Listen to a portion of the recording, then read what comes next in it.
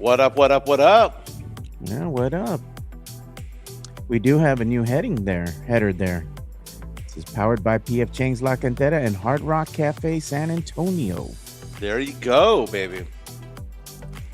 We're going to add a new name to the list of special guests for the celebration that we're going to have on July 24th. Bruno Mars? Shakira will be there. God. That's funny. Ooh, I like the Hard Rock logo there. Yeah, Hard Rock logo's there. I was going to put it on the timer here, but the rendering just didn't come out right. I wanted to render it as a video, and it just came out as an audio only. So who knows? I'll fix that. And We need to have a title for the Hard Rock segment. You know what I thought of too? What's that? We could do this when we're laying down the stats and the numbers. Yeah. The Hard Rock stats of the night. The Hard Rock, rockin' hard stats of the night. We're not going to throw the word throbbing in there, though. Miguelito, be nice. Where's the coffee? I'm sleepy. Yeah, you're not kidding. Yeah, man. so I'm rocking a Celsius today, baby. Jeez. It's been a long week, man. We're only on Thursday. I even forgot what day of the week it was this morning. Tony Ornelas. Bruno Mars will perform September 23rd. Is he going to make it through the checkpoint? Because you know he likes the cocaina. Hey, allegedly. Where the dreams don't fade from the river walk nights to the Alamo shade. We rise together through the highs and the lows. Area 210. Oh, it's the life that we chose. We're rising together on a Victory Thursday as we celebrate the Spurs beating the LA Lakers 107-91 at the Frost Bank Center. Spurs back to their winning ways against a shorthanded and depleted Lakers team, if you will. If you bought tickets to last night's game thinking, hey, it's on ESPN, let's go watch LeBron James for possibly the last time in San Antonio, you were disappointed because he did not play. But at least Austin Reeves was going to play. You'd be disappointed because he didn't play. All the Lakers had out there was Luka Doncic, but wasn't enough. Spurs go on to win by 16 points, 107-91. Big night by Keldon Johnson. And hey, we saw Victor Wembanyama play the fourth quarter down the stretch. Who would have thought? Other things that we're talking about today is we're going to be talking about another NFL player getting canned. Jeremy Sochan getting into a dust-up after the game. A finger poked in his face. Should Kelly Olynyk have done anything about it? Why is Jeremy Sochan getting into scuffles in games when he played less than 10 minutes? What the hell is going on here? We're going to have a rock hard segment about a big concert coming to San Antonio. We talked about, is it okay to be a fan of Bon Jovi yesterday? What about Bruno Mars? Are we okay with Bruno Mars? We'll get into a music segment. Again, we're powered by PF Chang's La Cantera and also our rock hard segment powered by Hard Rock Cafe downtown. I was going to ask, you didn't get your invite to Tiger Woods' 50th birthday party, man, that we're talking about yesterday? I did not, man. I don't have that red flare that he's looking for there, but it was touch of red. Touch of red, man. Touch of red. I don't know, man. You know, Tiger Woods is the one athlete, the what if type of thing. The second his dad died, his life went to crap, man. You know, it's one of those things where, you know, it came out that he was a cochino, that he had, you know, dozens of affairs, cheating on Elin Nordgren, his supermodel wife. Yeah. And his life and career just changed. And then all of a sudden his body gave up on him and he wasn't the player that he once was. He had one big run in a major later on in life. But aside from that, he was supposed to be the all-time great. And I suppose he is the GOAT talent-wise. But it was supposed to be so much more. It's amazing what we lost in Tiger Woods when Tiger Woods' life collapsed around him. But hey, it's a weird day, man. What's it like in San Antonio today?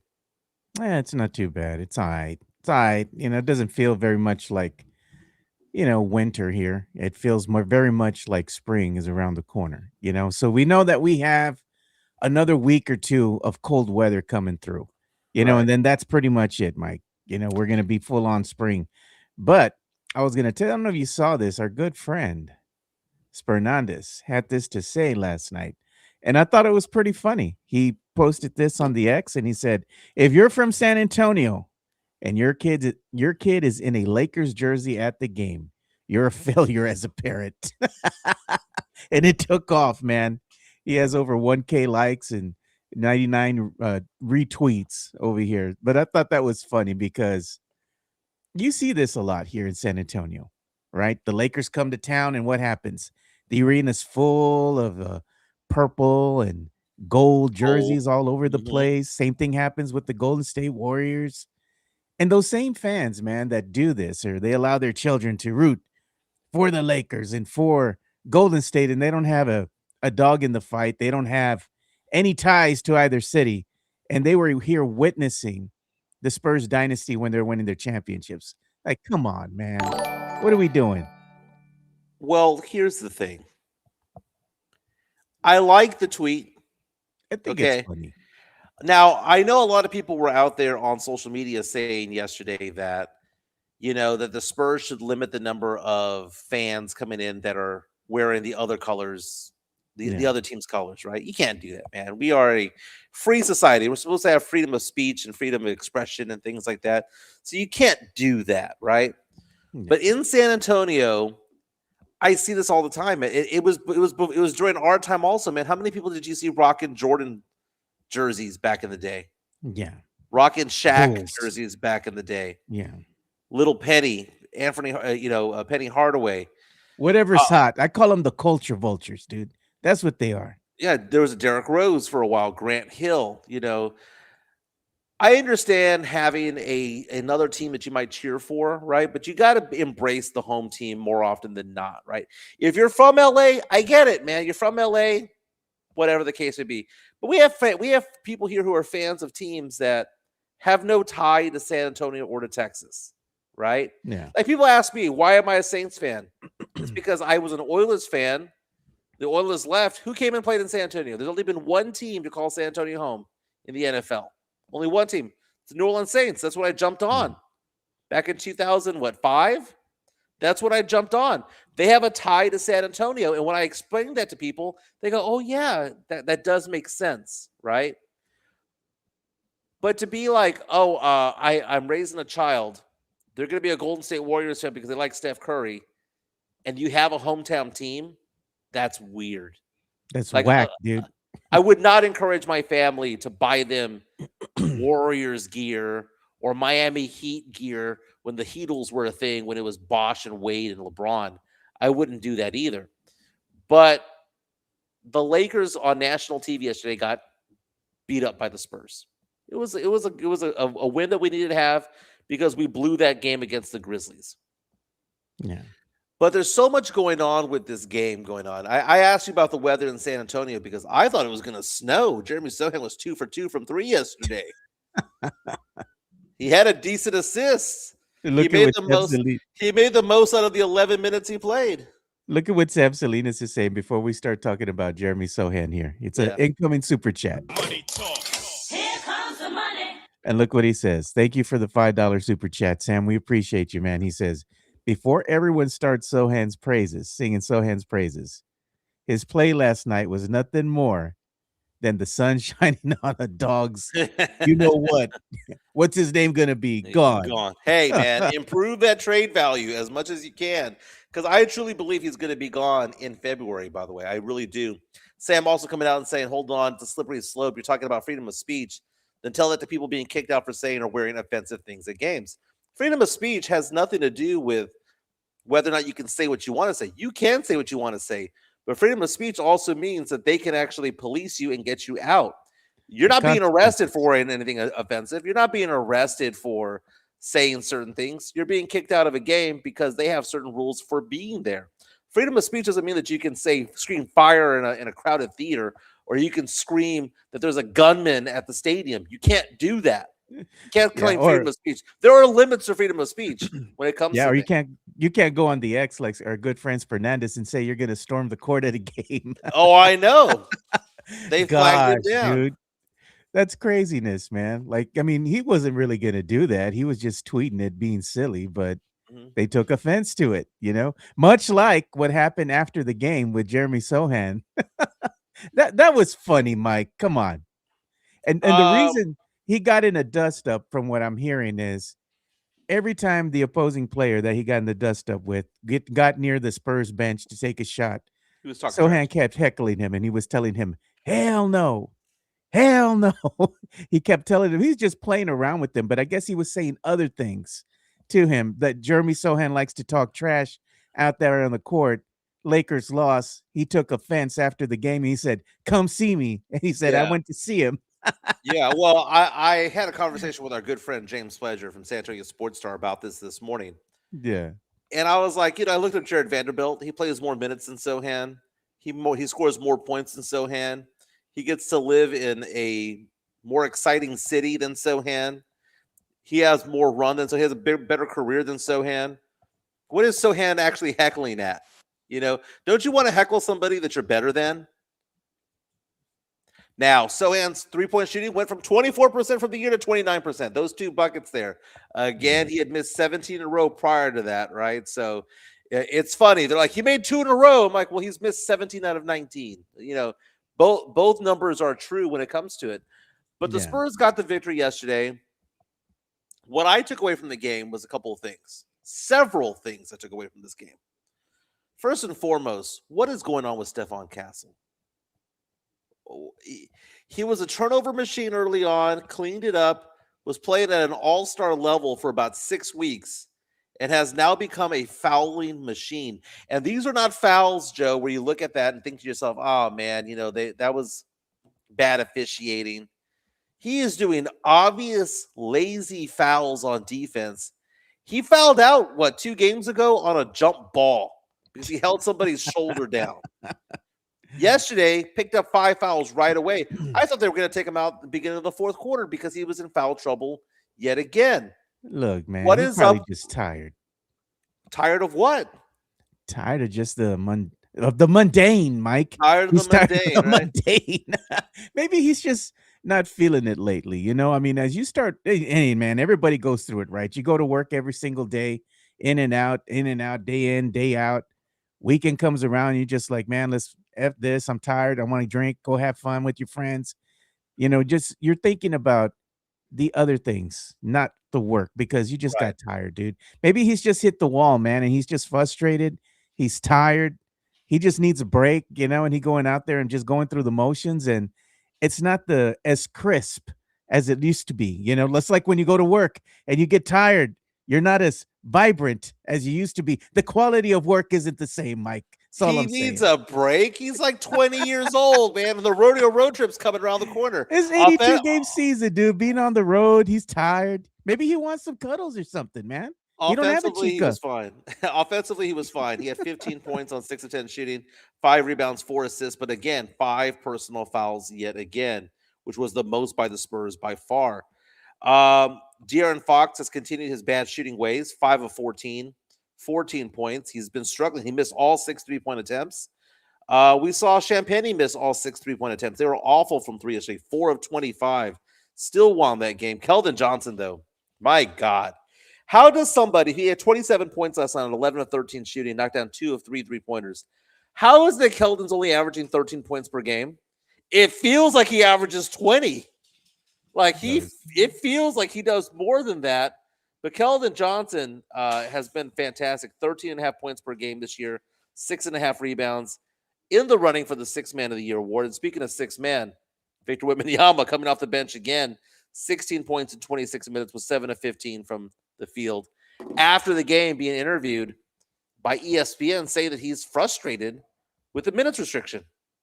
Joe, what are your thoughts on him voicing to the national media, voicing to the public after the game that, yeah, I'm tired of this, man. They're saving me for myself. I want to go play. He called out the Spurs coaching staff. He called out the Spurs way and said, look, man, I'm getting frustrated. Yeah, I am frustrated.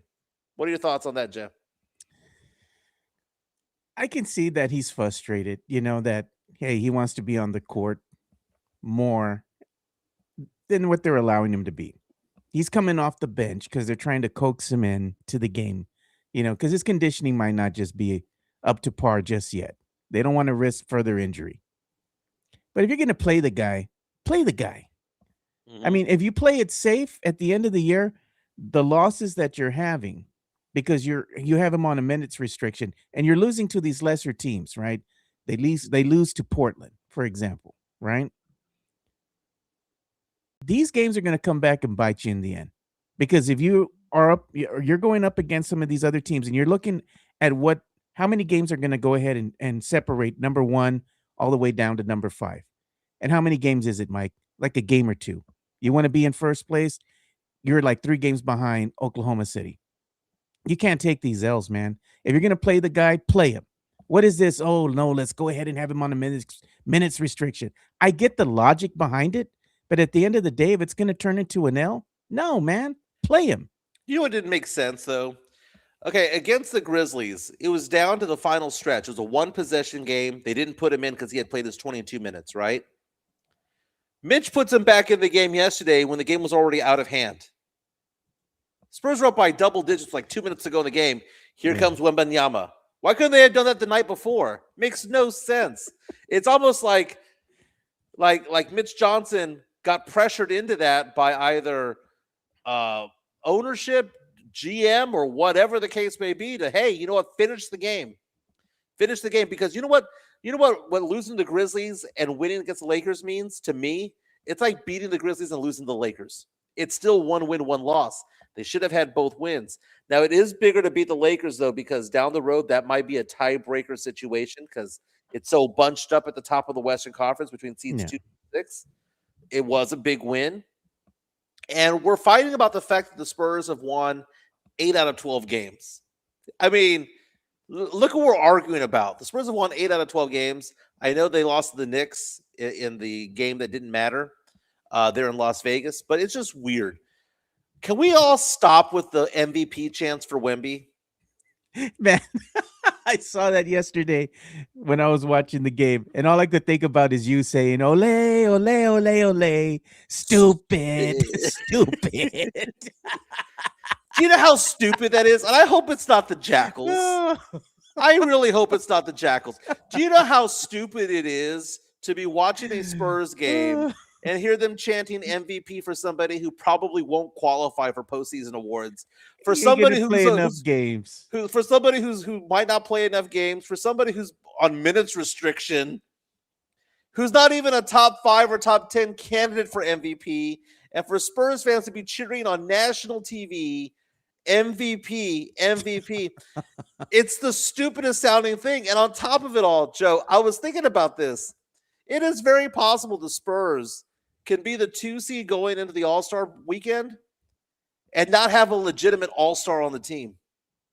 That funny? Are we gonna have a Terrell Owens moment where Wemby doesn't play enough games to, be in the running for MVP? And you're gonna have one of the Spurs players crying and say, "That's my MVP." Quarterback, baby. My quarterback. Oh man, come on, dude. Man, Every time I hear that chant going on in the arena, Mike, that's all I can picture is your voice singing just that me song. going, Stupid, stupid. I bet you if you're in the arena and they start doing that, you're gonna sing that song. you know what? I just didn't want to be a jerk yesterday because I had that tweet fired up and ready to go, but they would have been piling on us in the podcast. So, because of my love and affection for Hard Rock Cafe and PF Chang's La Cantera, I avoided the smoke. But if you're watching this right now, I will let you know I was rolling my eyes the entire time I heard MVP chants coming from Spurs fans last night. It was stupid. Stupid.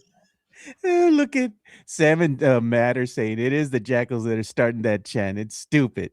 It's a stupid ass chant. Is what you're saying. It's ignorant, and it's also, I mean, it's ignorant. Like, why would he be the MVP? He missed a third of the season. He's been off the bench half the games he's played this year. Why would Wemby be the MVP? He's going to be the MVP of injuries, maybe. He doesn't even deserve to be an all-star this year, Joe, and he probably will be. He was like 5th in voting, Mike. He's going to And be an then that'll all-star. that'll get him in, right? Top 5 gets in. If that is that still the rules? Top 5 get in. Are they going to let him play? Are they going to let you, Wemby? Are they going to let you play in the They'll all-star put him on game? a minutes restriction, but they'll let him karate kick balls out of the net. Oh, that's stupid, dude. You're coming off minutes restriction. You had a knee injury. You know what? Let me kick this stupid ball out of the freaking rim. Yeah. Dumbass. Tony Nall says, I hope he gets Defensive Player of the Year. Why? He doesn't play enough minutes. I'm just being honest, man. I'm not trying to be a hater. You got to be honest with it. Like, why would somebody who has missed a third of the season, who plays 24 minutes a game, be Defensive Player of the Year? I wouldn't vote for him. He might lead the league in blocks, but you need to put in minutes. You need to put in games. And there are a lot of NBA players who get mad about the fact that the commissioner installed that 65-game rule. But I have no problem with that. There are rules like that in baseball. If you want to win the batting crown for the best batting average, there's a certain number of plate appearances you must have. Official at bats. You can't go, oh, well, I batted 400, but I only had 150 at bats. No, you got to bat like you need to have like 350, 400 at bats to qualify. It's like that in baseball. It should be like that in basketball. You need to play 65 games, and you should play a certain number of minutes. Wemby's playing a career low in minutes. So the idea that people are chanting MVP, MVP. Spurs have played how many games, Joe? What's the Spurs record now? Let's see. Spurs record is 26-11, Mike. 37 games, right? 82 game season, so almost more than a quarter of the way there. Wemby has started 15 games this year. So he has started. So you're chanting MVP to somebody who started 15 of 37 games this year. Yeah. Shut up. It's stupid. Do better, Jackals. I need to take some video of you singing that song. Stupid. Stupid. Wearing Jackal's gear and everything, Mike. Dude, Come and on. And what's so funny, man? I had signed the apology form. I had done the 180 and go, you know what? Maybe the Jackals are pretty good.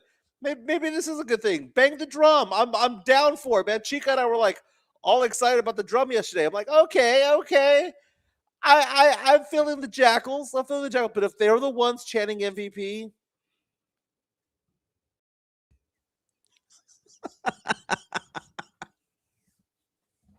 See, this is why we can't have nice things. Sam saying burn the apology form. And you know what's so funny is that you're going to have these fans go, we just support the team. You're not a true fan, man. No, I'm a logical fan, dude. I see things okay. My sister Joanne, it's funny. It's difficult watching Cowboy games with her. She's such a diehard Cowboy fan that she personally believes the Cowboys have never made a penalty in their entire life.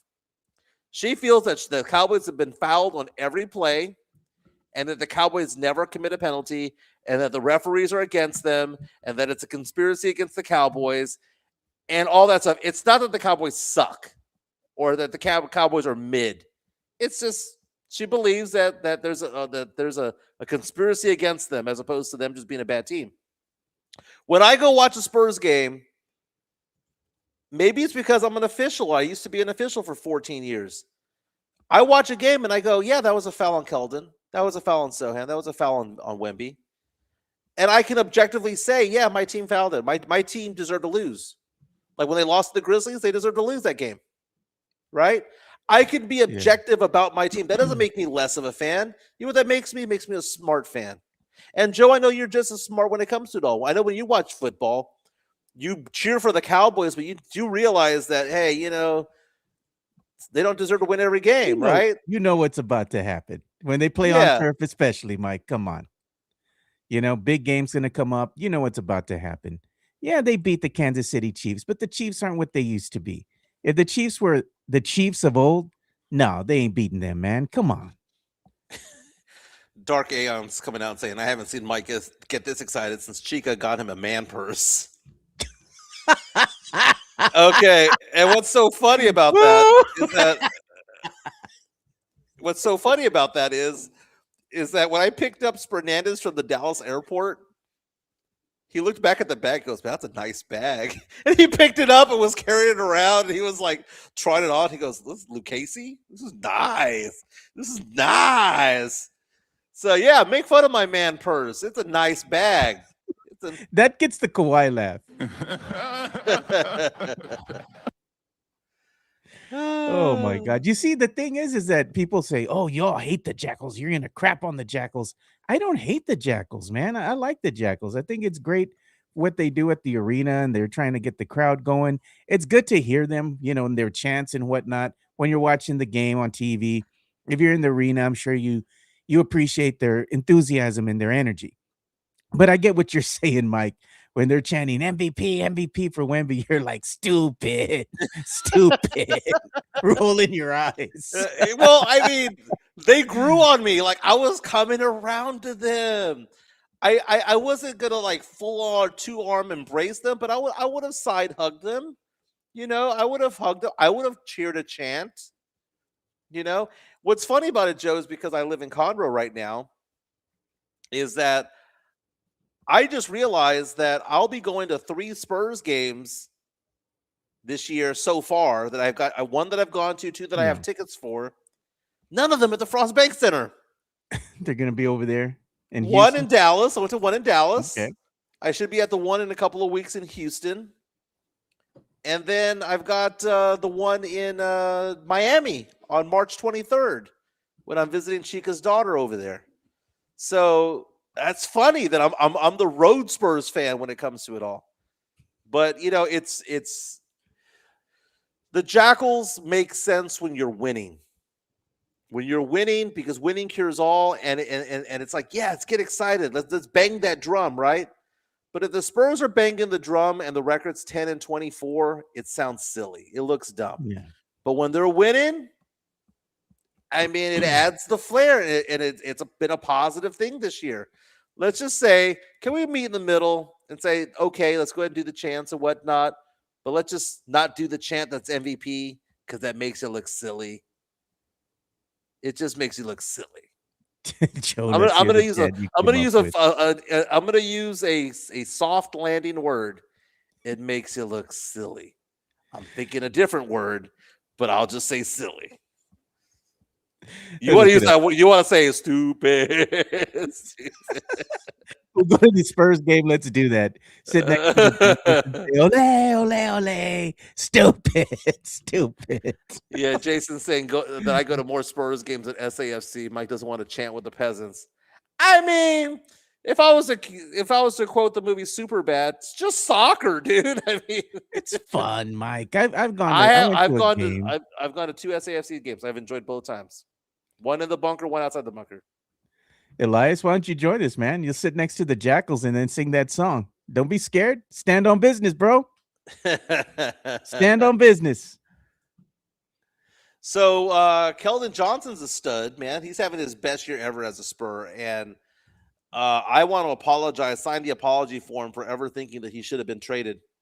I mean, I would understand why they would offer him in a trade down back in the day for a star player, because you would need to have salary, right? Keldon's a good player, man, and he is showing that scorers know how to score. He's a bucket getter, and I've never seen him play so well. I mean, I'm so happy for him. Keldon's going to be a Spur for life. They have to keep him around. Johnson right at the radio. The audio. I'm trying to see if I can enlarge the screen there. There we go. Joe, can I go over a stat for Keldon Johnson this year, Joe? This is fascinating because I'm a numbers guy. His field goal shooting percentage, right? Look at this. The most shots he ever took was in the 22-23 season, right? He was averaging 17 attempts per game.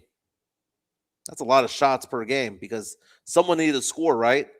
The following year, he averaged 12 and a half shots per game. Yeah. Then down to 10, and then this year he's at 9 shots a game. But look at his field goal shooting, Joe. His field goal shooting went from 45%. That 1 year he averaged 20 plus points per game. Joe, listen to this. 45%. The next year, 45%. The next year, 48%. And guess what his shooting percentage is this year? What is it? 45, 45, 48 to 57.5%. You almost said a thick woman's measurements there. I was like, I like where this is going, Mike. Only if she 5'3". He's shooting 42% from three, Joe. That's not bad, dude. Not bad at all. Is EFG, Joe, effective field goal shooting? What is it? A throbbing 64.3%. That is a hard rock stat right there. 64.3%. That is not good. That is not above average. That is not great. That is effing phenomenal, Joe. You know what, To be Mike? You know what you're 6'5", doing right now? 6'6", and 64.3% effective field goal shooting. That means for every 100 shots he takes, he scores 129 points. That's stupid, ridiculously good. I like it when you go on these rants, man. It reminds me of what is it, NBA Jam? He's heating up. And then when you go and you start slamming your hand on the desk like you did yesterday. He's on fire. That is your hard rock stat right there, baby. Hard rock stat. Yeah, man. That's what Greg likes to say right there. Greg Castanuela. Very nice. Alex Noriega in the house saying Keldon Johnson has really impressed me, he says. On our chat powered by Pia Cheng Zacateta, he says that he's definitely most deserving of the most improved player of the Spurs and maybe even the league this year. A thick six. I mean, those numbers there, Joe. An EFG of 64.3 for his size is remarkable. And for the volume that he shoots, remarkable. This is an all-time great year for a Spurs player. This may go down, Joe, as a bench player, the best bench non-Manu year a Spur has ever had. I mean, we have Manu who's been sixth man of the year and all that stuff, right? And Yeah. he was a starter for all intents and purposes, even though he But came off Manu the never bench. had this style, bro. Look at that, man. How can you hate Keldon, man? Look at him. Cowboy hat and everything. It looks good, dude. It looks good. And this was a question that our friend Carolina Teague was asking him after the game too.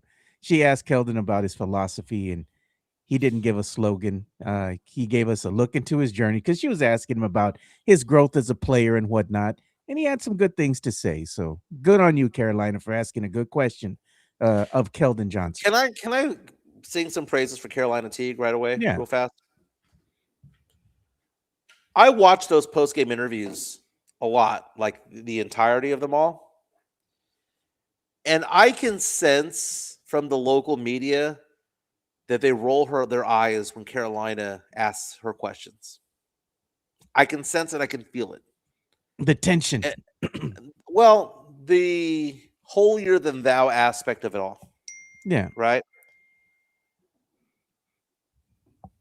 I will say this as somebody who's been a journalist, and I know what I'm talking about. I was a TV journalist for 10 years. I was a reporter. I was a producer. I was on radio for 3 years. I will say this as somebody who has been management and media. The best questions being asked at Spurs postgame interviews are from Carolina Teague. Because Carolina Teague is asking questions that are about emotion, not about X's and O's.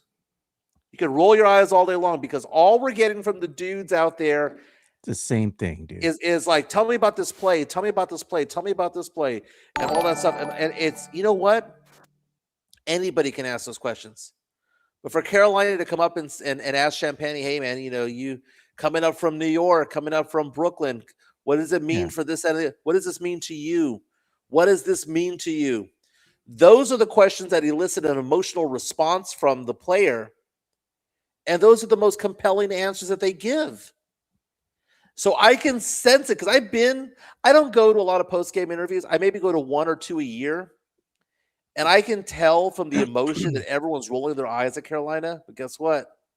Carolina's getting the answers, and guess what? The UMFers are airing. They're not airing her question; they're airing the responses that of the question that she's asking. Carolina, you're doing a fantastic job. Yeah, she Keep it is. up. Keep it up. Does good. She's gonna keep doing her thing. Eventually, you know what happens? You break on through. You know, never give up. Don't quit.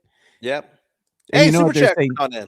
Yeah, they said CT come back. She is gonna come back. You all act like we don't talk to her. Like I don't talk to her. Like we don't talk. We do. We do. I just texted her this week. We're gonna have a conversation here soon. I've been working on getting her back here. We just got to get the schedules to line up. But we got a super chat. Here comes the money. Yeah, Tony Ornelas reaching out and saying, since Keldon Johnson is actual and factual, amazing, should he start and replace Harrison Barnes? I think so. No. Well, I mean, thank you for the love there and for the super chat. By the way, and thank you for using your real name, not that one guy that you showed me that super chat that got the guy that got roasted because he said a name on there. They gave him a fake name. An alias. An alias. Yeah, we're not going to go to that name. You know, we're cleaning things up in this place, not in this dojo. Not Mr. Harrison Barnes has been struggling, man. But it's beyond Harrison Barnes. I mean, De'Aaron Fox has been struggling. Stephon Castle's been struggling. Dylan Harper's been struggling. But why is it that Harrison Barnes is getting that hate? I don't understand. Harrison Barnes, I mean, was on fire for most of the first 2-3 months of the year. He has struggled as of late. You would hope that Harrison Barnes would fight through it. And if he doesn't, wait a minute. Reel it in. Reel it in. Wasn't I the one about a week ago who said, and I got roasted on social media, that maybe, just maybe, you trade Harrison Barnes because he has $19 million on his deal. That's an expiring deal, along with Kelly Olynyk's $14 million, along with Sochan's $9 million. And maybe you use that to get a good player. And I got roasted. I said, well, who's undefeated, Joe? Father Time's undefeated, right? Ask LeBron. Ask LeBron, who missed yesterday's game. Father Time, the only person that Father Time didn't beat was Tom Brady and Floyd Mayweather Jr. But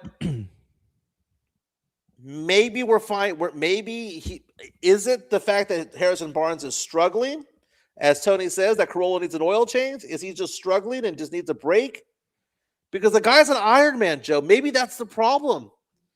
Maybe the fact that he's an Iron Man in the league that is a problem. Because for those of you who don't know Iron Man, that means he plays every damn game. Harrison Barnes was one of like a handful of players last year who not only played all 82 games last year, but started all 82. This year, 37 games played, started 37. The year before that, and the year before that, and the year before that, played all 82 games, started all 82 games. So he hasn't missed a game, Joe, since 2022. That's pretty good. Look at what Safe Space Invader says, Mike. He says Harrison Barnes has been broke for a month now. The Corolla needs to be taken into the shop, bro. It needs a tune-up, needs a diagnostics check. Something wrong with it. But you can't take away a starting gig just as of yet. But let's look at that though. Okay, Joe. So 2 of 5, 1 of 6, 5 of 11, 1 of 7, 2 of 6, 1 of 7, 1 of 4. Joe, in the last 7 games, he's been 7 points or less in 6 of the last 7 games. Something to be said about that, Joe. That's 11, 17, 24, 35, 46. 46 shot attempts in those 7 games. He's made 12. But interestingly enough, though, when he's been on the court, his plus minus has almost always been in the plus, not in the minus. So he has a positive impact on the game while he's out there on the court. You got to keep an eye on him because you know what he's capable of. He's capable of being a good shooter. He's on a bad streak right now. 7 games of bad play. But do you take that starting gig from him? And do you take Keldon out of his comfort zone? Because Keldon is thriving in the job that he's in right now. And people are saying that on our chat, powered by P.F. Chang's La Cantera, that Keldon is doing better because he's flourishing in a role that is now in his wheelhouse. But he's more than just flourishing, Joe. He's excelling, exceeding expectations by far. An EFG of like 65% is stupid good. It's probably one of the best in the league, Joe. It's one of the best in the league. If there was such a thing as an all NBA bench team, he'd be on it. Dude, we should create that. The NBA should create that, Yeah. right? You- But the Hard Rock stat that Barnes last 7 games has not scored in double figures 6 out of 7 and is shooting around 25%. That's a Hard Rock stat that falls flat, man. So maybe just maybe something needs to be happening. But then again, guess who else is struggling? De'Aaron Fox. the team as a whole, and somebody had said this too, is struggling shooting the ball. That has been something that has been consistent with some of the losses that they've had as of late. They just can't hit a three. They can't knock down a shot. When things like that happen, the best way that you can contribute to your team is what? Get to the free throw line. It still counts as 2. If you make them both, that's 2 points. But the thing is, at least you're putting points on the board. Yeah. When you're missing shots and you're missing your shots, you're getting yourself out of rhythm. You got to find a way back. You can't just try to be stupid and beat the defense and just pull up a ill-advised 3-point shot when there's nobody underneath the rim to get the rebound. That we've seen this happen. Poor shot selection, not moving the ball. When they were playing at a high level and they were beating OKC, what did we see? The beautiful game return. Yeah. But, man, they were passing the ball. I'm like, man, look at this. This is what this Spurs team is capable of. Out on the open court, no one could stop them, man. They were all running on all cylinders, lobbing the ball to Wemby, Wemby doing his thing. It was a well-oiled machine. And you took Wemby out of the equation because he got hurt. You took Vassell out of the equation because he got hurt. And now what does this team look like? They look all right. Tony Analysis says it's kind of strange, but since Vassell's injury, he says shooting has been off for everybody. This is true. He's the glue, man. Maybe he is the glue. Maybe because he handles the rock. He knocks down threes. I know that Sochan made his 2 3-pointers yesterday, and his shooting has gone from 24% to 29% on the year, right? But all I saw last night, as well as he played last night, was the defense playing off of him by 20 feet, Joe, on every single play. No. Just clogging the paint. Like, they're like, yeah, shoot it. Go ahead. Just shoot it. Go ahead. Be my guest. Here's the ball. We're not even gonna raise our hand up. Here's the ball. They shied off of him by 20 feet, Joe. I want Spurs fans with Sochan's out there to look at the defender of Sochan and see that they don't even guard him. They don't. Now they'll guard him when he starts driving into the paint. He had a nice alley-oop to Wemby in the third quarter yesterday, but they shy off of him so much, Joe. It's not like they're like, giving him some space. They're giving him all the space. And Joe, I like the fact that you smiled when I said in rhythm Hard Rock stat. Like you like that Hard Rock hard stat. I like it, Joe. Hard Rock Cafe, welcome to the fold. By the way, Joe, show them our flyer, Joe. We have a party that we're going to have 2 weeks from this Saturday, 2 weeks from now. So it's going to be the 24th. We're celebrating our 500th episode. Technically, the episode 500 is going to be this Friday. So we're going to celebrate that on air. But we're going to have a party over at Little Woodrow's, the location off of 1604 in Braun, kind of close to UTSA, maybe 2 exits over from UTSA. Come party with Joe. Come party with me. Chica will be there, so you get to meet Francesca if you'd like to. We have special guests. I know we have a list of special guests that have given soft commitments, I guess you could say, right? Our good friend James Pledger says he'll be out there at that event, so hopefully he can still make it out there. But we have Pledger. We have others that are going to be pretty interesting that we cannot say because they're telling us don't tell them. Yeah, don't say it. Nothing. Don't say nothing. But there'll be some pretty decent names out there, man. It's going to be a fun time. And we have some gift cards, and we have some giveaways as well, Joe. We have a giveaway. You know what we have to give away, Mike? We've been holding on to these tablets here, dude, for quite some time. like Yeah, over a year. well, we have, I think, one or two. We've given away one of them. I think we have another one that's still there. I know we've given away at least one. We also have We got cards. them here still. We We got also have 2. we have gift cards that we can give away Yeah. as well. You got So PF Chang's, and then we PF have another Chang's. one that thinks $100 there that's just been sitting here. We have a Wemby rookie card. We have the Wembenyama bobbleheads that we have here. Yeah, the Wemby, the bobbleheads are not. So we'll give away all that, dude. We'll Yeah, we celebrate all got that. stuff, dude. Very, very, very, very nice. Yeah, we got backlogged on giveaways because we've had people have donated to us. Several people have Yeah. donated to us, but they were designed for events, and we haven't had an event, Joe, in about 6 months. So Yeah, this we're gonna have events now, Mike, because we have to. We're contractually obligated to have an event with the Hard Rock in February, April, and I think in May or June, something like that. I got to look at the agreement to see how it all pans out, but we have events that we got to get ready for, and we're gonna have yeah, some fun, man. And we need you guys to come out and support us so we can continue to help the show grow. And more importantly, when you come out to the events, we're gonna treat you guys right. We're gonna have things to give away to you all. So we have come we out and have a support. we have an HEB gift card giveaway to the person who has the most miles walked on our challenge on Map My Walk. So if you want to be part of that, reach out to us and we can add you to the mix. Maybe we'll make this a monthly thing. Who can get the most miles on the Map My Walk app?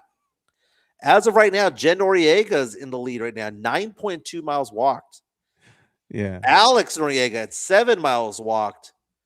Alfonso Alvarado, who's one of our subscribers, he is in the mix right now with 6.8 miles walked. I'm at Yeah. 5. Black Bucket, you know him on our chat. He's at 4.1 miles walked. Mario Cavazos in the mix. Look at him at 4 miles walked. And it's funny Nice. because whenever they go on the walk, I get alerted, right? So I know Jen and Alex just got their walk in before the show started because it alerts my phone.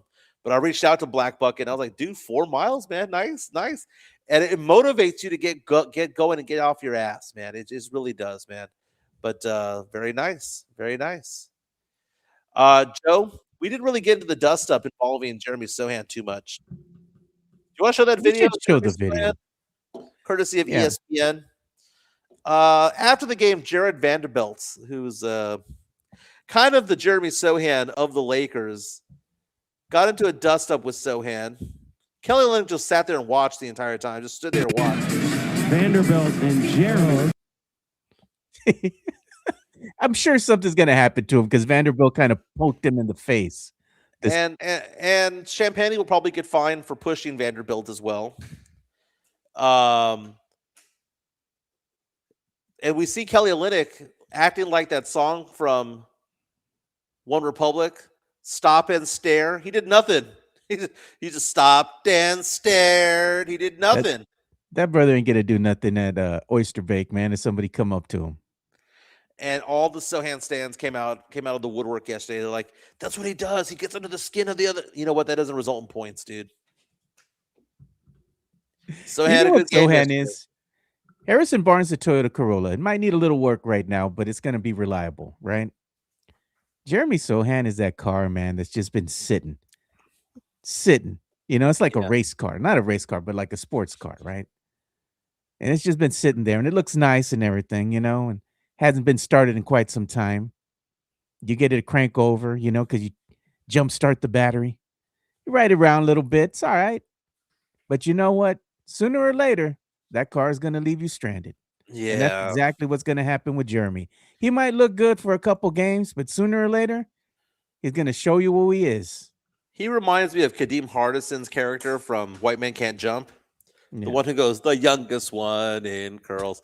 Just trying to get under your skin, but doesn't actually put the ball in the hoop. He's just the chatterbox on the side. He's the flavor of the team. Am I excited about that? I mean, I don't get excited about that. The Spurs need a better player when it comes to it all. But Joe, it's almost lunchtime, Joe. Almost lunchtime. You know where's a good place to go, Joe? PF Chang's. Let's send them some love, baby, because the weather's nice. You know what they say about Christmas time? The weather outside is frightful. Not frightful right now. If you want to go to PF Chang's and go hang out inside, go do that. But they have an outside area as well. fantastic place. On Wednesday, they have half-off bottles of wine and champagne, but they also right now have their signature cocktails for $8.99. There's like 8 of them, Joe. There you There go. they are right there. Try the lychee martini. Try the Long Island iced tea, the jade martini, margarita rather. You've Mai got Tai. the mule. You got the Mai Tai. Some good stuff, man. Chica approved, by the way. She's approved What's your favorite? 68 so far. Her favorite lychee martini. The lychee is good. She ate the moco. Oh, she loves lychee. Dude, we go to the Woodlands to an Asian market to buy lychee on its own. She just likes that fruit. Yeah. But I would say that in order, her favorite number 1 would be the lychee martini, number 2 would be the mule, and number 3 would be the lemon drop. But let's give our love to Sean Quintero and PF Chang's La Cantera. P.F. Chang's La Cantera, San Antonio's premier destination for dinner, date night, or happy hour. Enjoy one of their signature dishes, such as the Singapore street noodles, sesame chicken, or Chang's spicy chicken, or their infamous Chang's chicken lettuce wraps, which are delicious, by the way. You can enjoy all this while you're dining in an Asian-inspired atmosphere. And make sure to enjoy the new outdoor patio and try some of P.F. Chang's signature cocktails and drinks during happy hour, Monday through Friday from 3 to 6 p.m. P.F. Chang's La Cantera is a proud sponsor of the Area 210 podcast. Hey, one thing about P.F. Chang's as well is that you don't have to sit there and eat. So many people go and they do the pickup, right? They have, if you go to the La Cantera, shops of La Cantera, right next to P.F. Chang's, there is parking spots available for P.F. Chang customers who are there for the pickup, right? You can order your food online. You can call in your order, go pick it up, avoid the traffic, and you have spots specifically designed for P.F. Chang pickup. So go ahead and do that. That's on the Nordstrom side of the shopping complex out there. Look at what Tony Ornelas says, because I told Sean the same thing. I said the fans like the music for P.F. Chang's, you know? And look at what Tony says. P.F. Chang's song makes me want to smile and skip. I'm telling you, it makes everybody happy when they hear it, man. Yeah. Hey, another NFL coach got the axe. I saw that, man. And you know Mike what, Mike? McDaniel. This had been a long time coming, man. You could see the writing was on the wall with this one. And this was being reported by Adam Schefter on the X. To no one's surprise, Dolphins did the right thing and they finally got rid of him. It's about time. You know, I was watching ESPN yesterday. I forgot her name. She's that Italian girl from that she does like the I forgot her name. I can't believe I forgot her name. She's really good.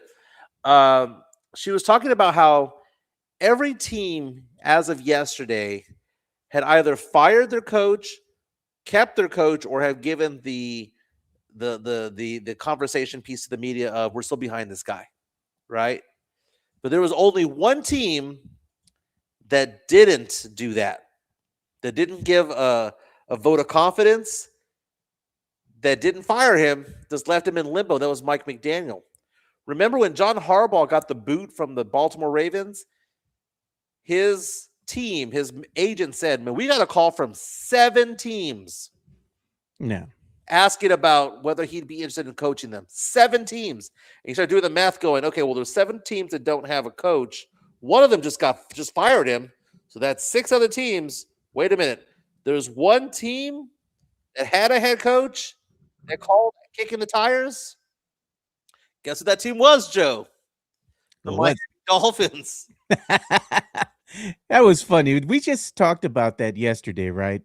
That Hardball, they were kind of like feeling the water, like you said, just kicking the tires.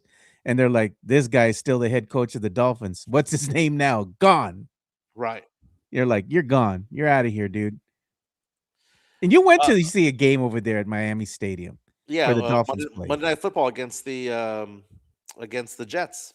Yeah. Well, you saw him there for the last time coaching. Sam Salinas asking the question on our chat, powered by PF Chang's La Cantera, asking, aside from Nick Sirianni and Philly, is it safe to say the coaching movement, youth movement in the NFL went bust? Well, you have D'Amico Ryans with Houston. D'Amico Ryans is 41 years old, and he led them to a 12-5 record and a wild card berth, and they're going to be taking on the road. Who are they playing? The Steelers on Monday Night Football? Yeah. during the Super Wild Card Weekend. I like that name, Joe. I hadn't heard that. They're calling it the Super Wild Card Weekend. But Mike McDaniel, my question about Mike McDaniel, he's so strange and bizarre. Doesn't he look like a guy that just be sitting down in his mama's basement playing like, football on his PlayStation 5, with the kids? Yeah, well, and that's an interesting point because he is the football version of Moneyball. Yeah. He didn't play. Look at him, Joe. I would say this, Joe. I'm 1-0 in Fiesta fights, but I will say this: there are 32 head coaches in football. All 32 could kick my ass, except for one, Mike McDaniel. I think I could take him. Oh, Mike, dude. Charity boxing event in the making here. I mean, come on. Dan Campbell would pop my head off and kick my ass, right? I mean, even Pete Carroll could have kicked my ass this year. He's 74 years old. But Mike McDaniel, I could take him.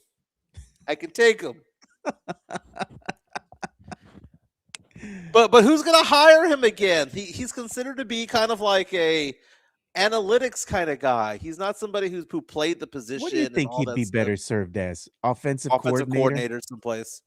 Yeah. You know what he has? He has college written all over him. Yeah. Maybe. But you know what? We're talking about NFL talk right now. And you were telling me yesterday, you were talking about the weather. Does weather going to play a factor in the wild card matchups this weekend? Mm-hmm. Sure enough, look what happened. Current weather reports in Chicago area during Saturday's wild card playoff game versus the Packers. So the Packers are used to playing in on the frozen tundra in minus whatever 3-5 degree whatever weather, but you add snow into the mix, wind, just miserable weather that nobody wants to be in. You got to give the nod to the Bears, man. No, sir. No, sir.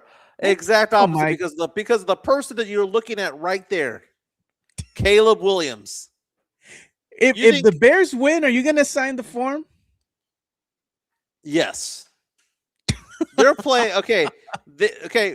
Green Bay owns two teams, Joe. You know this. They own the Cowboys and they own the Bears. You know this. And they're playing the Bears. They're playing the Bears in snow.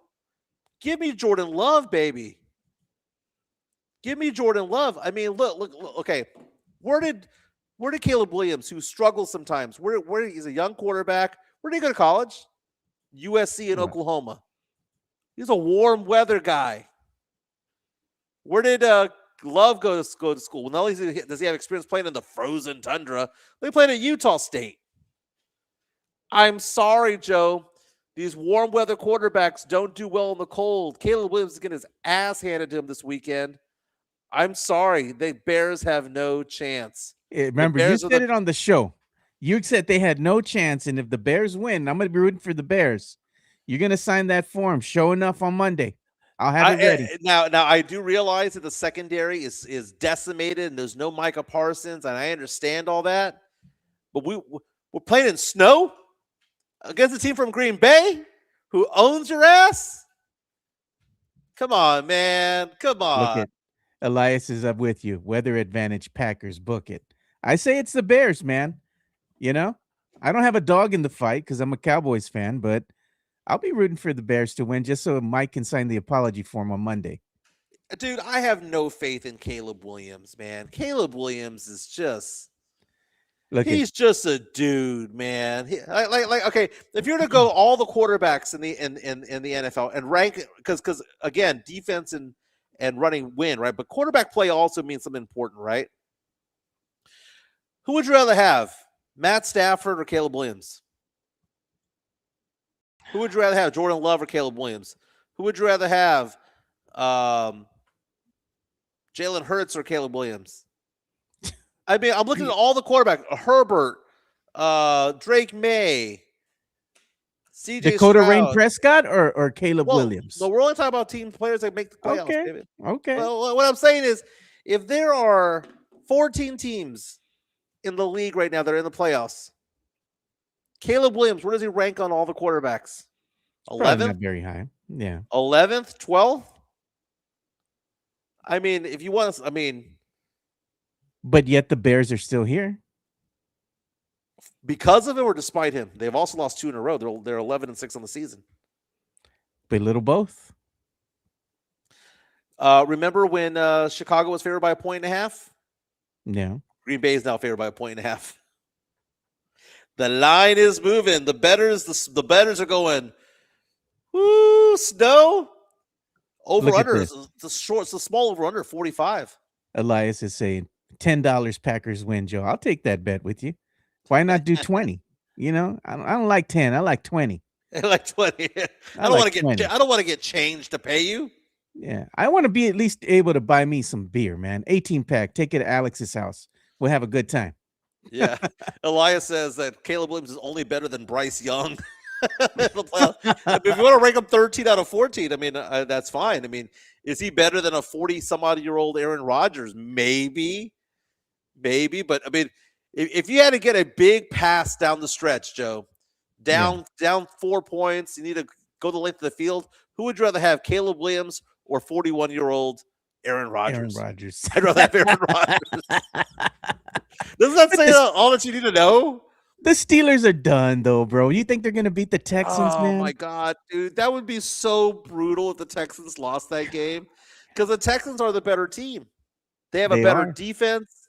They have a little bit more consistent offensive play. To go 2 months, 9 wins in a row, and then lay an egg in the wild card game would be difficult, man. But again, there's a difference between playing an NRG stadium when it's 72 degrees and going to Pittsburgh because you have to go play the division winner. What's the weather like going to be in Pittsburgh? Well, let's take a look here, Joe. AccuWeather says, do we have the AccuWeather? Houston favored by 5 points in this game. Okay. All right, so let's see here. The weather is expected to be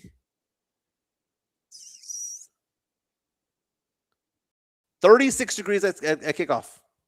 Okay. Okay, so we're going to trust CJ Stroud. Well, he played at Ohio State. He's used to that cold weather. So it's a cold weather game, Joe.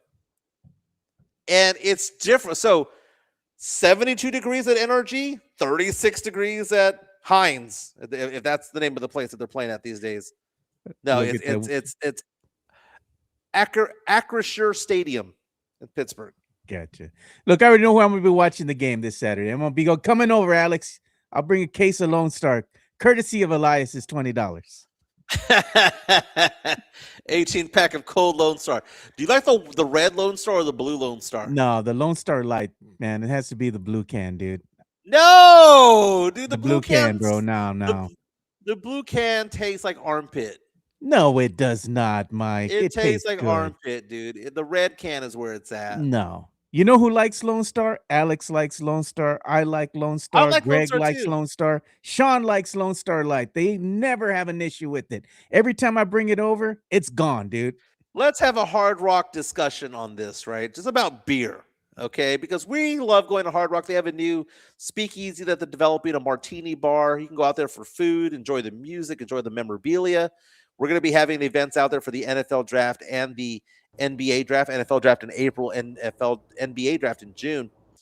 So Hard Rock has come into the fold and embraced us at the Area 210 podcast. So we're glad to have them here. But Joe, we're going drinking.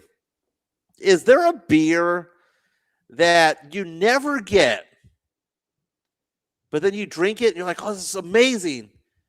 And then you never get it. And then you like go months without getting, because there's one beer that sticks out to me that I love. I just never order. What is it? Land Shark. I don't know what it is, man. Land Shark's delicious, but I don't go to the gas station to get a Land Shark. I don't go to Hard Rock or PF Chang's to get Land Shark if it's on tap. But every once in a while, I'll go to a bar. Every once in a while, and I'll see it. I'll be like, "Yeah, give me a Land Shark." And you know what? You know which one It's is good? delicious. The one that's good that me and LG like, DJ LG, Love Street. That one's good. And they have it at the SAFC games when we go out there. They have the tall boys. So we Mhm. go up to the bar that usually I get the seats behind the goalpost, and the outdoor bar is just right up the stairs there. So we go over there and we just sipping on some Love Street, man. That stuff's good. Love Street. I gotta check that out. I don't think I've tried it. Yeah, they have it out there, man. Greg reaches out and says, "Land Shark is delicious." By the way, Mexican beers have been are funny because like they're Estrella. German influence, right? Yeah.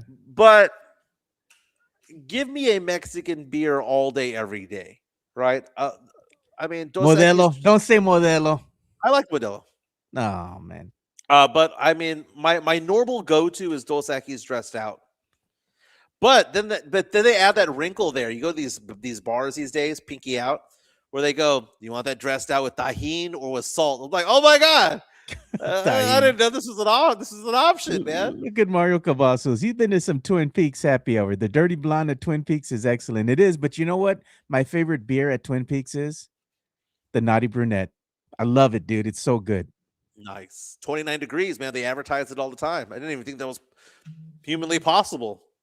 But you know what? It's also possible to have beer that's too cold. You ever get it from Twin Peaks and it's like there's like ice on it? Like I don't want Oh, it's icy. that's how you want it. It's frosty, dude. No, man. I want it freaking Yes. cold. It's kind of like when I get a haircut. When I go get a haircut, I tell them 1.5. I get a haircut every Wednesday. 1.5. Blend up just the tips. Don't make it spiky. I want No. it. Don't make it spiky.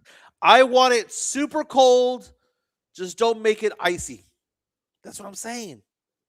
Don't make it spiky. Don't make it icy.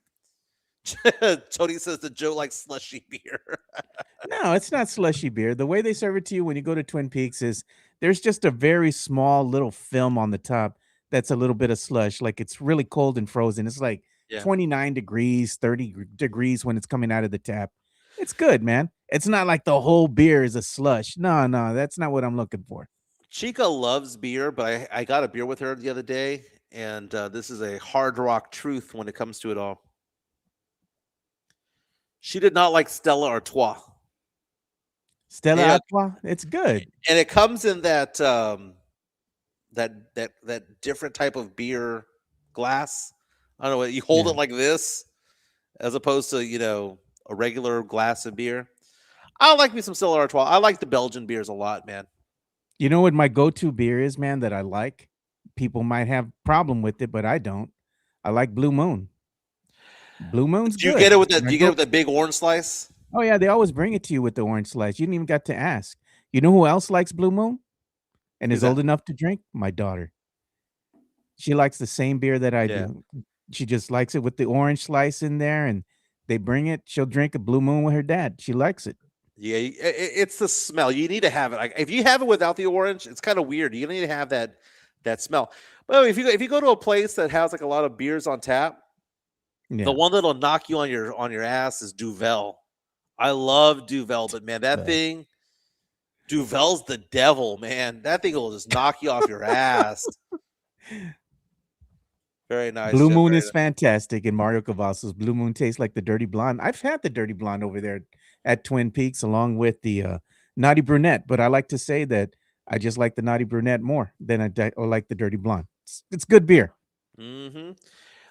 Beers at concerts can be kind of expensive. It doesn't matter if you're at the Alamo Dome or NRG, but you're gonna be paying $15-$20 for a beer. Oh yeah, definitely. But how many beers do we need to knock down to enjoy a Bruno Mars concert? Because Bruno Mars, the superstar from Hawaii, who has a residency at the MGM Grand, has announced that he's going to be performing at is it the Alamo Dome or Frostbank Center, Joe? Good check, man. But I know he announced it. He is coming to San Antonio. But Now- you know what, man? That he has to come on tour and he has to sing because that cocaine ain't gonna pay for itself. brother. Oh, dude, we can't say that, dude. We have no. We hear the rumors. We hear the rumors, and the rumors also that he's also $1 million in debt allegedly to the MGM Grand because he has a gambling problem. He's gonna be at the Alamo Dome, Mike.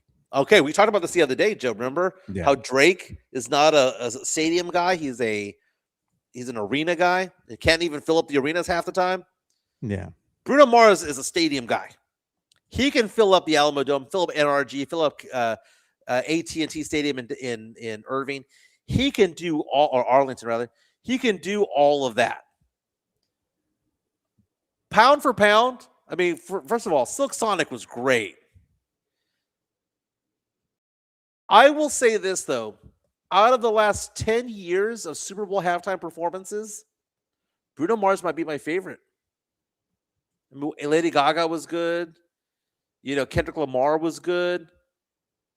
But Bruno Mars's was amazing. It started off with him doing a drum solo. And I remember when he came out, he was a name, but he wasn't a big name yet. And I'll never forget watching Pardon the Interruption and Mike Wilbon coming out saying, I had no idea. This was weird. This was weird. He goes, I had no idea who Bruno Mars was. And he goes, the halftime show started, and he was amazed by Bruno Mars because Bruno Mars was a throwback where he was doing like a James Brown impersonation, and he had that vibe. He's kind of like the Venn diagram of Bruno Mars is a little bit James Brown, a little bit Michael Jackson, a little bit Prince, a little bit of everything. But I did see an interview the other day with B.O.B. Yeah. And B.O.B. has come out and said that he's a little bit upset that Bruno Mars doesn't give him a shout out every once in a while. Because B.O.B. made Bruno Mars, put Bruno Mars into the limelight with that one album he had about 15 years ago. Haley Williams from Paramore was on that album, where it was all these guest artists. He had Bruno Mars. They sang Nothing on You. She got nothing on you, right? Bruno Mars apparently hasn't given him the thank you that B.O.B. wanted, but he's still a great performer, man. I would love to go to that concert. He's also going to be performing in Houston and in Dallas. How much do you think the tickets are going to start going for? You go to a Bruno Mars concert, man. What's that again? How much do you think these tickets are going to be going for? I'm looking at them on the open market right now. I'm just feeling the water. How much are the tickets going to run you? This ain't for the poors, Mike. Look at this, dude. $288, man. Oh, you know what? I will say this though. This is a date night kind of performance, right? What kind of date you gonna be taking a girl on? You're gonna spend this much money on tickets, dude? Dude, some ladies are worth this, baby. You say? Oh man, not on the first date, dude. Like no. Okay. I'll tell you where Chico would want to sit. Oh, lower level, Mike. Let me see. That's gonna run you $600. Yeah, the 603, the 485. You know where it says 852? That's where we sat for the Usher concert, and those are really bad seats because you're on the side. I'm gonna tell you what the worst seat of the house is. We went to that Bone Thugs and Harmony Ice Cube concert. Yeah. We sat lower level, like floor level, but towards the back, kind of like where it says 485, but like on the actual lower level. Dude, I would rather have had the 485 seat than the 752 seat down low. Only way that you ever get a seat down low is if you're in the very, very, very front. If you're getting that seat and you're in the very, very back, you're not going to see crap unless you're like 6'8". So get a seat. And yeah, that's kind of a pricey tag there, man. 485. So you're saying what section again, Mike? The 400? section that's at 485. What is that? Section 107. Yeah, 137. That's the play right there, man. That's the player. That's the play.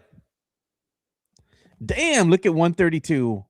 1,200. Mm-hmm. That's a lot. But the tickets don't go on sale till next week, man. So I don't know how they're getting these tickets out here. These are just like telling you what the market is going to command. They don't go on sale till next week. This is like if you wanted to go ahead and pay now, to try to go ahead and what these ticket vendors do is they sell you the tickets and whatnot, probably because they already know they're going to get them, right? The bots or whatever buy them all up. They're going to go on sale officially on Ticketmaster, and they don't go on sale until next week. But you're going to have to go ahead and see that special ticket pricing that that they always tell you. Oh, yeah, the price of the ticket will go ahead and increase depending on demand. Well, this is going to be a high demand ticket, so you're going to have to pay a premium price for this. You're not going to go to see a Bruno Mars concert, and you're not going to come out of there with 2 tickets for you and your lady without having to spend at least $600, anywhere from $550 to $600. I wonder who the opening act is. I mean, is there a good opening act Haven't that comes said. along with that. Haven't I mean, said that yet. that does play a role because I'm buying tickets to and Chica and I are still waiting on buying these seats. They've already been sold out, but we'll get the secondary market on it.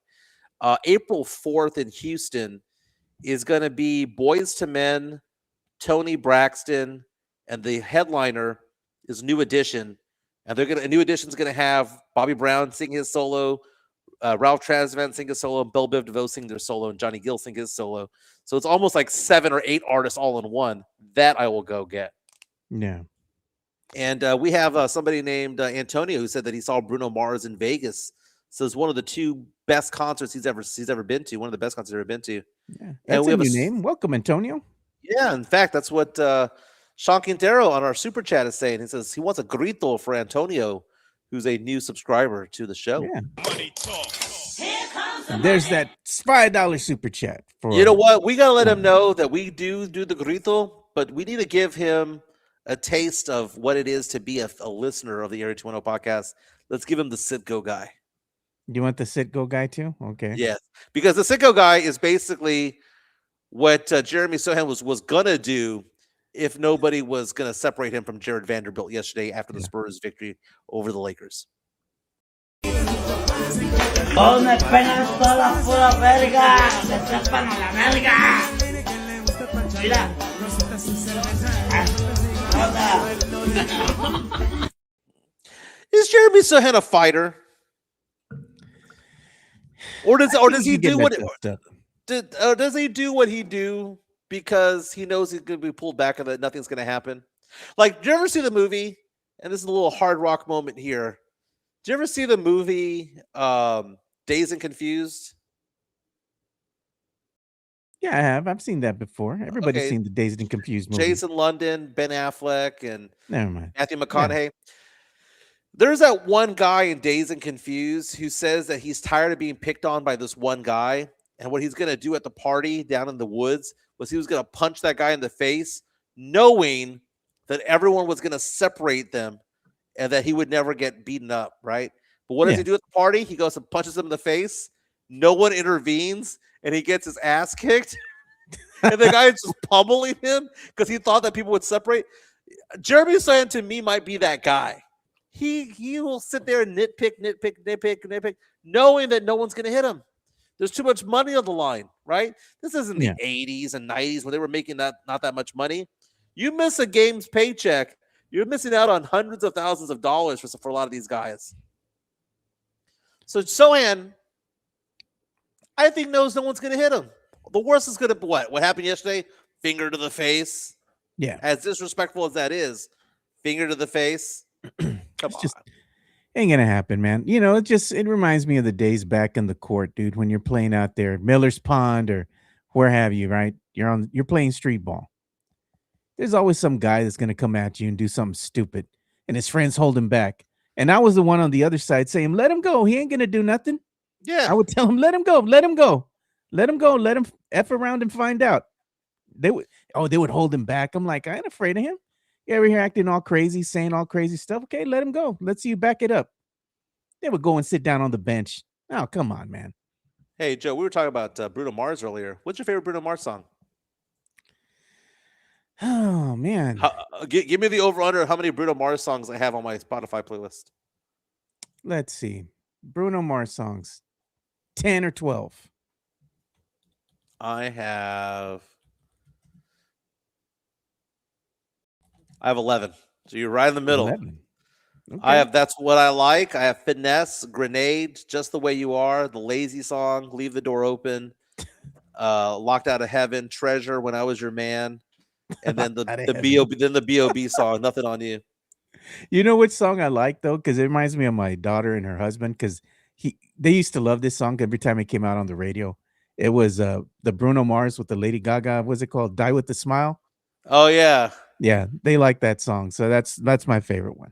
Yeah, he's also with that Apathy song or whatever they call that song called with Rose or whatever her name is. Yeah, man. That My little song's niece sings trash. That song's Bro, trash. You should see my Spotify playlist. Everybody makes fun of me when I put it up here because it has like K-pop Demon Hunters, that song, Taylor Swift, It goes to show you that I have a car full of little girls. Like all Yeah. my nieces, they commandeer my phone, and then they'll be playing whatever music on Spotify. Hey, uncle, I want to listen to this. I want to listen to that. That's all I listen to in the car with a whole bunch of my nieces. All Yeah. these little girls going shopping and stuff, man. So it's funny about music is that last night we were cleaning the house. Chica is meticulous about the house being clean. Like Yeah, she deep cleans this house. I showed you a photo of the restroom, right? The guest bathroom. The yeah. entire house is always clean, right? And she wanted to do a deep clean yet last night because my parents are coming to Conroe tonight. And my sister's coming to Conroe. So they're gonna come visit. My sister's been here before, but my parents have not. And she wanted to make sure that the house was presentable, right? Um, but after last night, we were doing touch-up painting because we had taken down the Christmas decorations. We put holes in the wall, so I patched them up, and I did some touch-up paint and all that stuff, right? Well, I took a shower. It was probably 1 in the morning last night, and I'm like, man, I can't go to bed all sweaty. I'm gonna go take a shower. I take a shower, and she's coming into the restroom, and I'm listening to music, and there I am at the sink, shaving, brushing my teeth, and all that stuff, and I have my phone blaring with music, right? She walks in, and I'm listening to Rush, Tom Sawyer, right? Oh God. It's on super loud. And by the way, I'm thinking about Tim Spence, formerly of San Antonio Sports Star, because I would argue how much I didn't like Rush, and I only like maybe one or two songs. And there I am shaving, and I never felt like more of an old man shaving and brushing my teeth to Tom Sawyer. And Chico walks in, going, "What are you listening to?" And I'm disappointed in myself too, because that was an old man moment, man. If you're listening Yeah. to Sawyer, that's an old man moment. Today's Tom Sawyer. Tony and I was saying, Chica's the kind of woman that will iron your wife beater under your tank top. Sure. She irons his socks. I Oh mean, God. I'll show you around the house, dude. I mean, the house is spotless. All around the house is spotless, Immaculate. immaculate, and we vacuum the house every day. We mop the house, we mop the floors and all that stuff, and shampoo the floors weekly. She likes it clean. She likes it clean. She, Elias, we get it. You're rich. No, we don't own this house. It's a rental. But we're looking at buying a house, baby. We're looking at buying a house. Hey, That's what I'm trying to my do right now neighbor, myself. my neighbor is retired, Yeah. former Navy. Dude, every time you remember that scene in Old School where Will Ferrell is on his car and he's listening to music and it's 80s rock music. Dude, it's that guy, man. I walk out of my house every day, take out the trash or whatever the case may be. He's always outside in his garage. The garage door is always open, and he's listening to Rush. He's listening to Motley Crue, Guns N' Roses, Rat, Quiet Riot, Twisted Sister, Def Leppard. He listens to exclusively 78 to 85 rock music, dude. It's so Yeah. funny, man. It's so funny. I'm like, hey, what's going on, man? And he's just out there doing something. Like, what is he doing in his garage all day long? I don't get it. It's not like he works in there. He's retired. SR 2001 says that's me. God. Can you imagine if you're cleaning, I don't know if you have I have that smart refrigerator, like the Samsung that has the touchscreen and all that. So like if the kids decide to clean the kitchen and sweep and mop and all that, because I'm always busy at work, they'll put on music, right? So do Yeah. you do that as you're, cleaning up around the house? You're putting on, Yeah. you're blaring your music, at the same time. You got to, right? Yeah. I listen to 90s rock or 2000s divorce dad rock. Yeah. I've cleaned the house to three doors down more than I like to care to admit. Jeez. Link, If I Link, could be like that. you love that song, Joe. It's so funny though, because you could add that song to anything. When you have a poverty franchise and you see other people winning, or you see somebody on that poverty franchise get traded and then they go on to have success, and you're like, the fans are like, if I could be like that. You always mention that. It's so funny because I think secretly you Ooh. like that song. By the way, the theme song to what movie is that? What is that? American Pie 2. That's the theme Oh, song to really? American Pie 2. Hey, tonight, don't we have college football?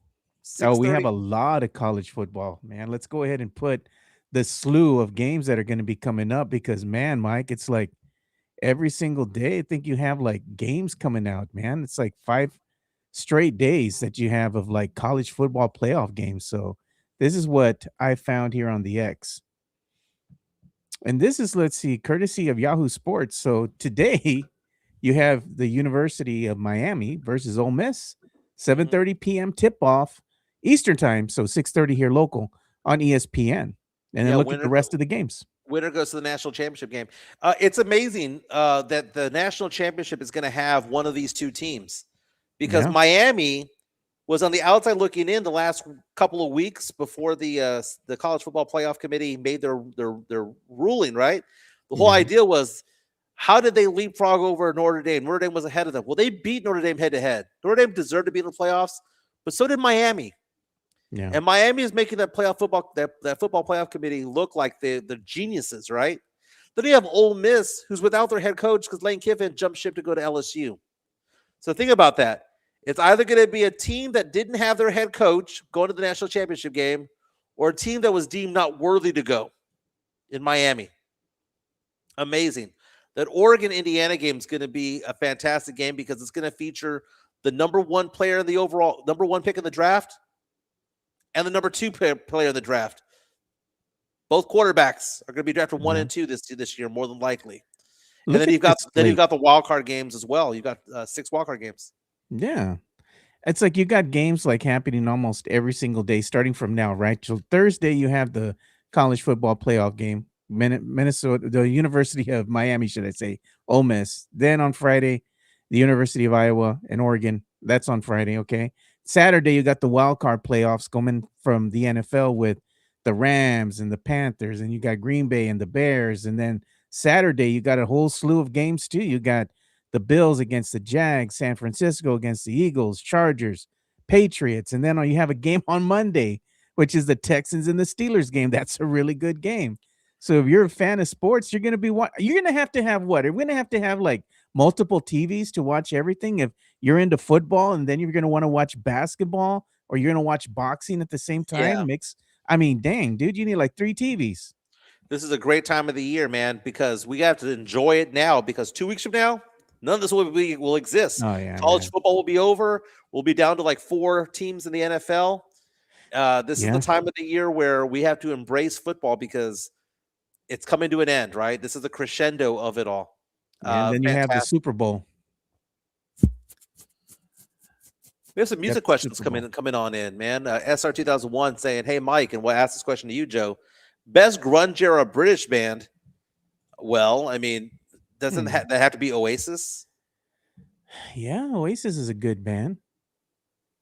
I guess you'd have to say it is Oasis, but you know, people forget about the Verve. You Oh, know, now are you talking about the Verve or the Verve Pipe? Because there's 2 different ones. no, the Verve, The not the Verve Verve sing pipe. Bittersweet Symphony, They and Verve sing. They Pipe. have the Verve has low key some bangers, man. If you listen to the entire album, it was actually good.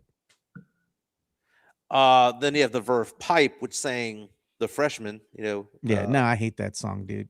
I Why? hate that song. Um. oh, So I'm looking at bands from that time. I mean, some options that we could have chosen would have been Bush, which I like Bush, dude. Razorblade Suitcase was a good album. Yeah. Radiohead. I'm not a Radiohead guy. Like I mean, Creep is fine, but it's completely overplayed. You know what else band? What other band is good, but people don't really know that they were a British band? Space Hog. Hmm. You I'm remember not too Space familiar. Hog? Come on, man. They had that one banger. They came out. Was it In the Meantime? I'm looking up a band right now. The Kooks. Would Kooks, okay. they qualify? I like the Kooks, indie rock band from England. When did they come out? Early 2000s. So not I like grunge era, but I do like the Kooks. They're Blur. cool. Blur was a band out of Britain. Woohoo! Yeah. Weezer's from Boston. Oasis. I've seen Weezer in concert 4 times, man. They're amazing. Um, Elias says, tell Chica she needs to clean the Tejano music. She does. She listens to R&B.